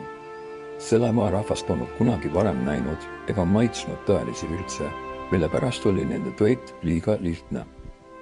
Ühel päeval hakkas aga levima kuulujutt, et üle mere pidavat asuma väike linn, kus õhk lõhnab maitseainete seiklustunde järele. Nii asusidki Sofiinius ja Riinius teele üle tormise mere. Teekond oli pikk ja kurnav. Neil polnud süüa peaaegu mitte midagi. Ainult mõned laeval leiduvad rotid ja natuke viina, et ellu jääda. Lõpuks jõudsid nad teisele kaldale. Seal ootas neid täiesti uus maailm. Värvilised turud, lõbusad kaupmehed ja imelikud lõhnad, mida nad polnud kunagi varem tundnud. Kohalikud olid lahked ja pakkusid neile vürtse, mis särasid nagu kalliskivid. Pärast mõningast kauplemist ja tutvumist kohalikega kogusid vennad oma varanduse kokku ning asusid rõõmsalt koduteele. Aga teekonna jooksul hakkas rõõm murenema. Rikkus, mida nad pidid jagama, muutus nende vahel mürgiseks. Riinius uskus, et tema väärib suuremat osa, sest just tema olevat retk algatanud. Sofiinius ei olnud sellega nõus. Nende vaidlus paisus tuliks ja tuli võitluseks, mis lõppes Riiniuse surmaga. Sofiinius jäi üksi, kaartid ürsid tema käes ning lahkus sündmuskohalt. Aastad möödusid, ta jätkas merereise, joonistas kaarte ja otsis uusi maid, aga ükski kaart ei viinud teda enam tagasi sellesse aega, kui nad olid kaks venda ja üks unistus. Ükski retk ei tundunud enam päris see, kui nad koos olid. Vana ja hallipäisena eluõhtu saabudes istus Sofiinius oma laua taga. Tema ees lubas kaart, seesama, mille nad koos joonistasid. Seesama kaart, mis on tükike 21. sajandi kaardist, mida me kasutame tänapäevani. Maade avastamistel kasutati ikka vägevaid laevu ja paate. Aga huvitav, millega nad maismaal või õhus liikusid? Me räägime Leonardo da Vinci helikopterist ja sellest, kuidas see on seotud bioloogiaga. Leonardo da Vinci on teatud Itaalia kunstnik, kes elas üle 500 aasta tagasi. Kuid ta ei olnud ainult kunstnik, ta oli ka teadlane ja leiutaja. Ta uuris, kuidas loomad, linnud ja taimed liiguvad, hingavad ja lendavad. Umbes aastal 1485 joonistas Leonardo kavandi masinast, mida ta nimetas õhukruviks. See oli tema idee helikopterist. Masin pidi välja nägema nagu suur spiraalne kruvi ja õhku tõusma, kui seda kiiresti pöörata. Ta oli inspireeritud loodusest, eriti lindude ja seemnete liikumisest õhus. Näiteks jälgis ta, kuidas vahtraseemned keerlevad alla nagu väikesed propellerid ja proovis seda liikumist enda leiutises matkida. Kuigi tema helikopter ei lennanud kunagi, sest puudusid vajalikud mootorid ja kerged materjalid. Idee näitas siiski, kui tähelepanelikult Leonardo loodust jälgis ja kuidas bioloogia ja tehnika võivad koos viia suurte ideedeni.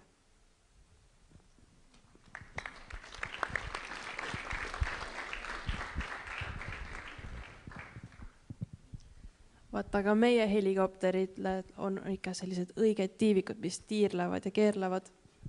Keerlevad jah, aga mitte nii graatsilised kui neiud järgmises tantsus. Mr. Beveridge's Maggot.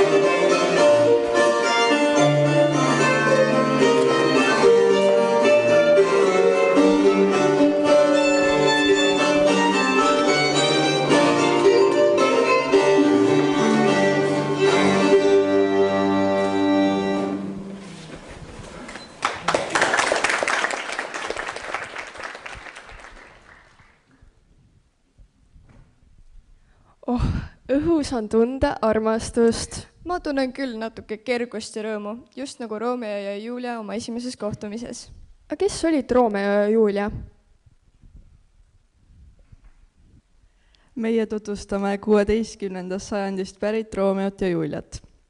Romeo karakterit iseloomustab emotsionaalsus, truudus ja poeetilisus. Julia on intelligentne ja teravmeelne. Jutt räägib vaenutsevate Veronas elavate suguvõsade noortest, kes armuvad esimesest silmapilgust. Pärast salajast abiellumist ja Romeo pagendusse saatmist otsustab Julia näiliselt end tappa.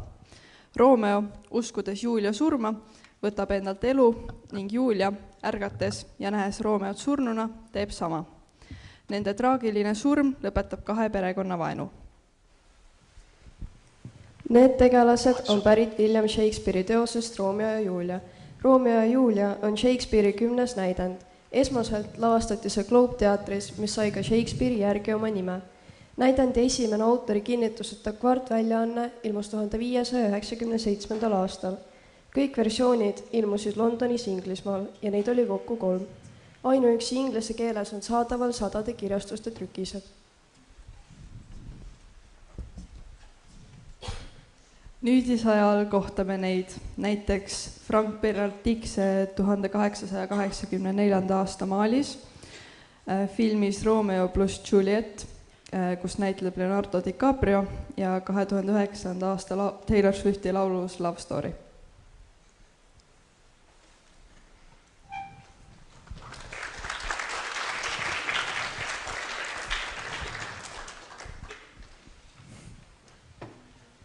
No mitte kõik armastuslood pole mõeldud hästi lõppema. Ära nii küll ütle. Mina usun, et kõik väärivad head lõppu nagu muinasjuttudeski. Aga mina arvan ikka, et ei. Kuule, ärme ole nii negatiivsed. Jah, enne kui keegi jälle ära sureb. Now is the month of May, when merry lads are playing. La la la la la la la, la la la la la la. Now is the month of May, when merry lads are playing. La la la la la la, la la la la la. Each with his pony lass upon the greeny grass. Fa la la la la, fa la la la la la la, fa la la fa la la la. Each with his pony lass upon the greeny grass. Fa la la la la, fa la la la la la la, fa la la la.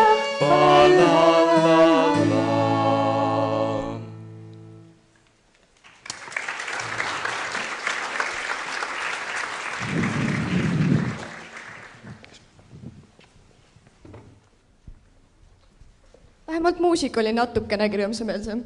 Kuule, ära väga palju rõõmusta. Sellel ajastul on veel traagilise lõpuga lugusid, näiteks nagu Hamlet. Meie tutvustame Taani printsi Hamletit, kes on William Shakespeare'i näidendi Hamlet peategelane. Ta on Taani kuninga poeg, kes elab 17. sajandi alguse Taanis. Hamlet on maailmakuulsa inglise kirjaniku ja poeedi William Shakespeare'i kirjutatud tragöödia. Esimene lavastus toimus umbes 1596. aastal ja trükis ilmus teos 1603. aastal. See räägib lood Taani printsi Hamleti kättemaksust oma isa surma eest. Hamlet saab teada, et tema isa on mõrvatud ning ema on abiellu mõrvariga, oma onu Claudiusega. Hamlet peab silmitsi seisma reetmise, leina ja kättemaksuga, otsides samal ajal tõde ja õiglust. Olulisemad sündmused teoses on: isa vaim ilmub ja käsib Hamleti kätte maksta. Hamlet ja Ophelia vahel areneb keeruline suhe, mis lõpeb Ophelia hullumise ja traagilise surmaga. Üldistav lause hilisemate ja nüüdisaegsete kajastuste kohta. Hamlet on ajaloos korduvalt ümber tõlgendatud ja lavastatud. Tuntumad näited on Rosencrantz and Guildenstern are dead, Hamlet, Hell of the Thief, Radioheadi loominguga seotud teos. Ja Hamlet in Hayden, Jeemenis lavastatud eriline tõlgendus. Kuule, kas mitte keegi ei osanud sellele rõõmsatest asjadest rääkida? Päris masendav elu oli neil ikka. Rahu, me hakkamegi juba edasi liikuma. 17. sajand ei olegi enam nii kaugel. Oleme jõudnud 17. sajandi külluslikku aega. Oskad sa mulle öelda, mis eristab 17. sajandit teistest? No ma tean nii palju, et 17. sajandi toidukultuur oli palju mitmekesisem ja laud esteetilisem kui varasematel sajanditel. Lisaks oli tänu maadeavastustele saadaval ka palju erinevaid vürtse. No muidugi tead sa toidust rääkida. Otse loomulikult. Sellisel juhul peaks toidukultuur küll väga kõrgel tasemel olema. Uurime järele.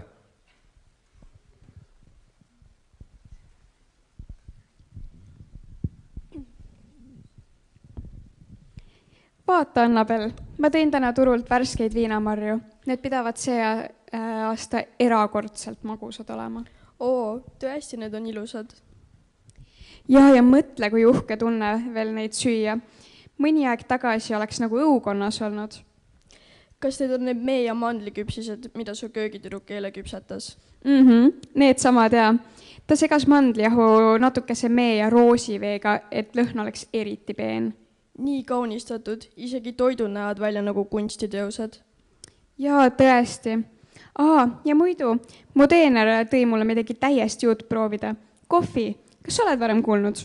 Olen küll ja kuuldavasti on see Türgist pärit. Mingi idamaade värk ja mulle meeldib, kuidas see lõhnab. Nii tugev ja natukene mõru.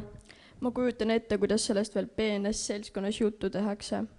Just nii, ma arvan, et sellest saab veel mood, nagu kõik uus. Kui see meie viinamarjade ja küpsiste kõrvale sobib, siis mina olen nõus. No siis on kokku lepitud. Edaspidi siis teepeedude asemel hoopis kohvi ja küpsised. Aga selleks on ju vaja uusi tasse meil tellida. Aga selleks olidki ju käsitöölised, kelle töö oli teha erinevaid sabinõusid. Ja selleks on mul siin üks väga lihtsa disainiga sabikruus. See oli sabivärbi ja kasutati igapäevaselt. 17. sajandi söögilaud võis olla nii vaene kui ka rikkalik. Nii võidi seal pakkuda sellist luksust, mida tänapäeval harva kohtab. Meie siin butafooria on pardipraad, kuna toona oli moes pakkuda pidulaual kas paabulinnu, luige või pardipraadi. Kusjuures linnud pidid kindlasti välja nägema võimalikult elutruud.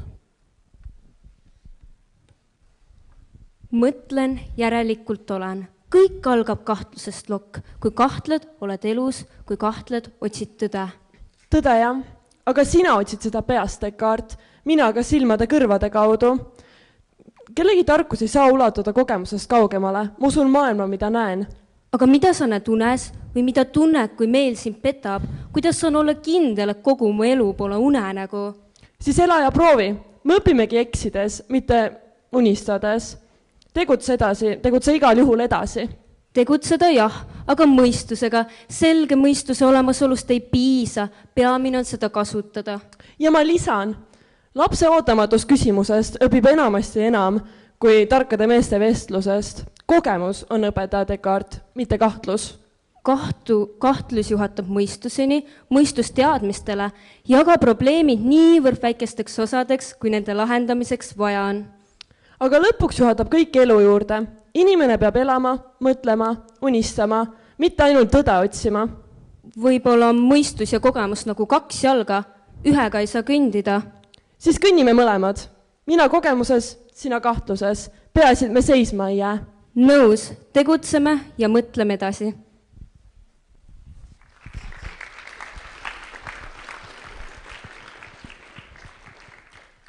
Filosoofid valgustavad küll inimeste maailmavaateid, aga kas sa tead, mis andis valgust näiteks kirikutele ja katedraalidele? Aga valgusta mind siis.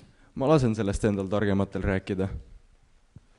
Kuna elektrit veel polnud, siis kasutasime me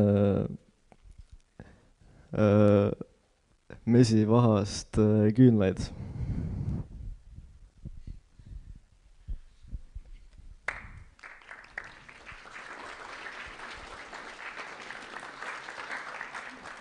Siit enam küll uhkemaks minna ei saa. Aga saab ikka küll. Lähme vaatame, mida 18. sajand meile pakkuda suudab. Lõpuks olemegi jõudnud 18. sajandisse, ajastusse, mil Euroopa õukonnad ning kõrgem seltskond nautisid küllust ja peenust. Toit, dekoratsioonid ja toidunõud polnudki enam pelgalt igapäevaelu osad, vaid need muutusid kunstivormiks ning inimesed väljendasid end oma jõukust ja maitset nendega. Näe, vaata, seal laual ongi see, millest me just parasjagu rääkisime. Liine, vaata seda lauda. Tõesti uhke. Kõik tundub hoolikalt paigutatud. Ja vaata neid puuvilju. Viinamarjad, õunad, apelsinid. Väike luksus iga ampsu jaoks. Maiused ja pähklid ka laual. Kõik on harmooniline, iga mõte täiendab teist. Tassike teed või kohvi lõpetab kogu elamuse. Ja vaata neid nõusi, kas pole mitte ilusad? Tõeliselt kaunid.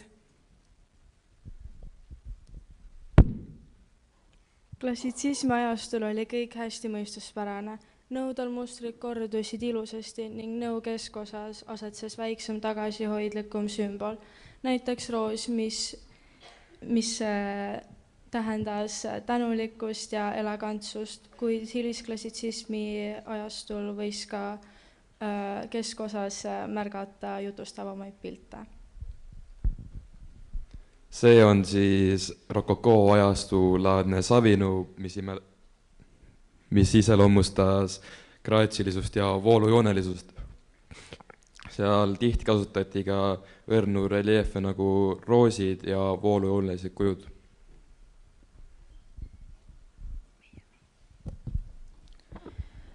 Meie butafooriavaagen ehk kalavaagen sai valitud seetõttu, et kala sai püüda aastaringselt ja veekogud olid hästi kalarohked, mida saab lugeda isegi toonastest kroonikatest.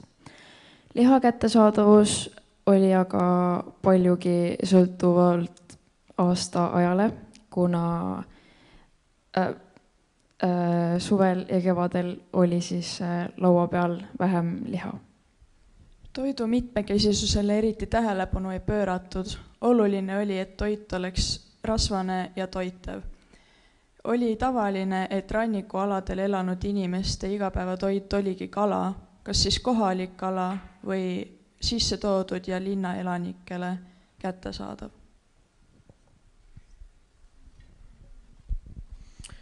Mina arvan, et demokraatias on väikesele rahvale. Suur riik vajab mõistust, mitte rahvamüra.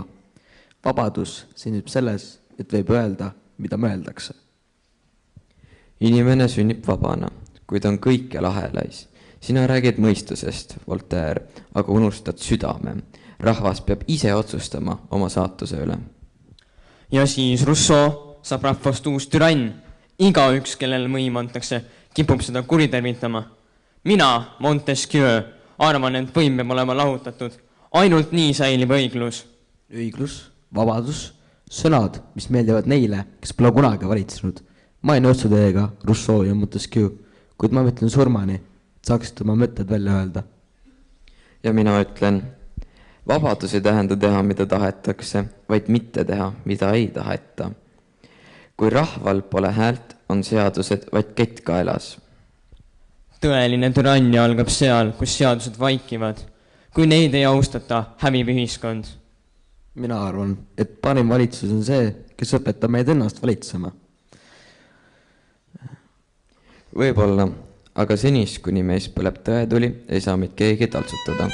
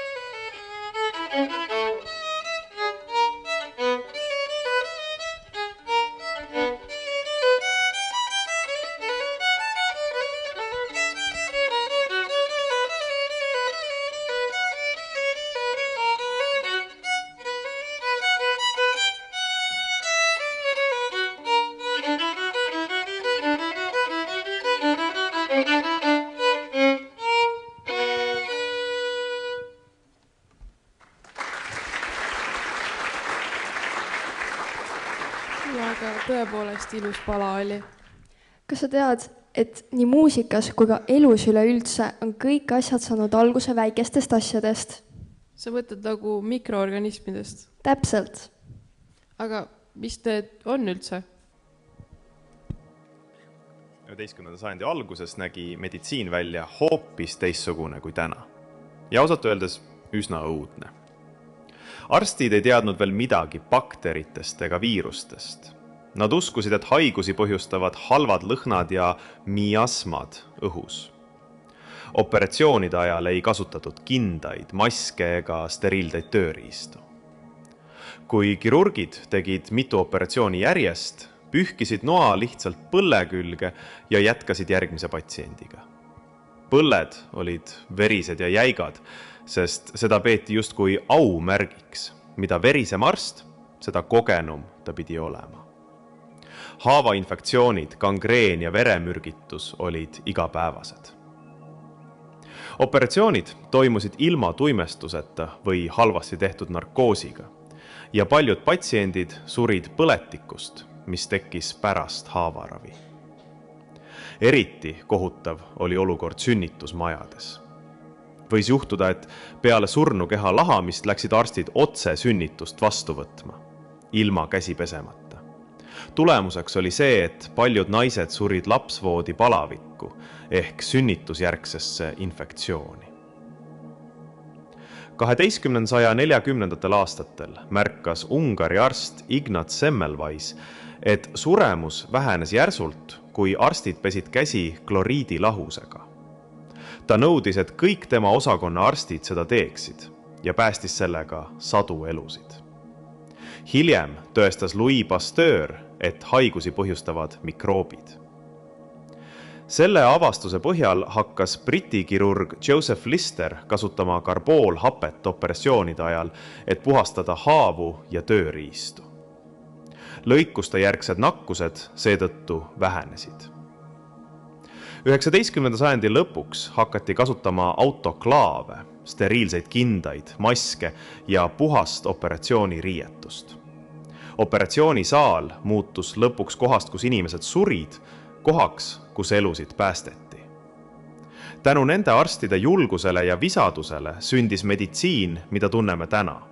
Puhas, ohutu ja teaduslik, mitte enam verine õudusunenägu. Aga teadus pole ju ainus viis, kuidas maailma selgitada. Mis mõttes? Inimesed on ju alati püüdnud seda küsimust esitada. Kuulge, peale seda nii pingelist mõtlemist võiks küll pead puhata. Aga vaadake, nendel neidudel on vapustavalt kaunid kleidid seljas.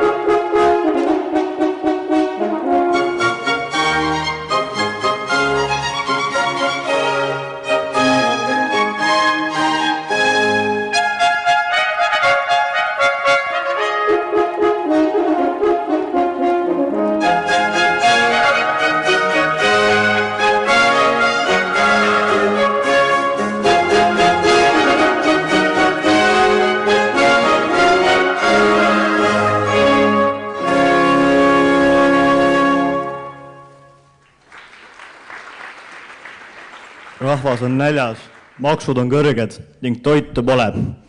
Nad pöörduvad murega kuninga ja kuninganna poole. Meie koos kaasmaalastega oleme täielikus näljas ja kaalene maksudest ning nõuame maksualandust ja leiba.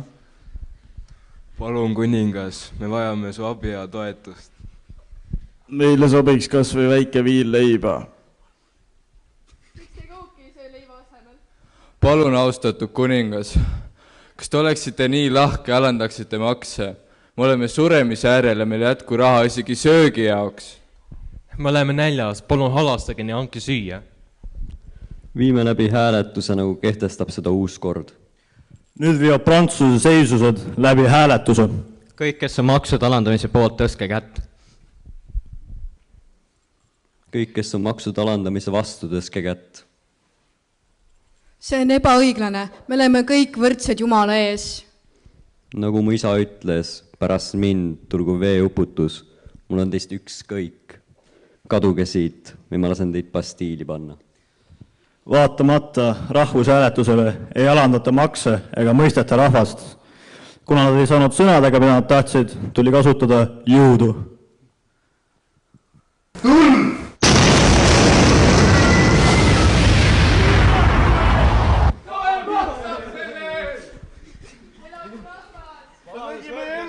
Kus kuningas on? Kuningas on seal, püüame! Kuningatel on vale suhtumine, me peame ta leidma. Leidsime kuninga. Kuningas saadaks kätte ja rahvas toob ta tagasi.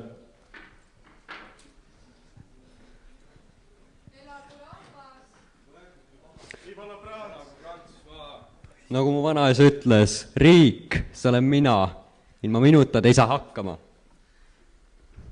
Gillotiinile!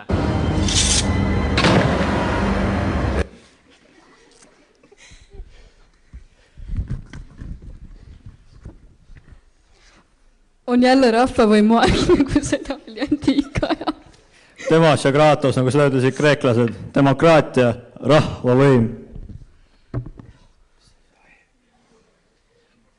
Elagu rahvas, elagu meie, elagu G1!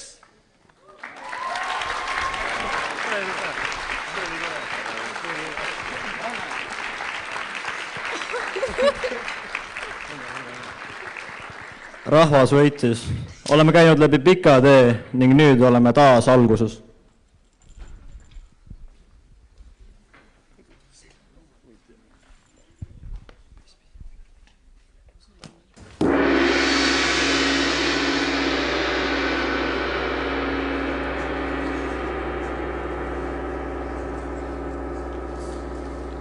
Meie epohhide lõimingu lõpuüritus on lõpule jõudmas. G1 õpilased, stuudiumis on avatud epohhide lõimingu tagasiside küsimustik. Palun täike see tänase päeva jooksul. Head siinviibjad, olete palutud pühale söömaajale. Proovige julgesti erinevate ajastute toite, aga pidage meeles, et vanimad neist on pärit antiikajast. Sooja toitu saab sööklaletist ning peale söömaaja lõppu palun jääge siia, et aidata aatriumi korrastada.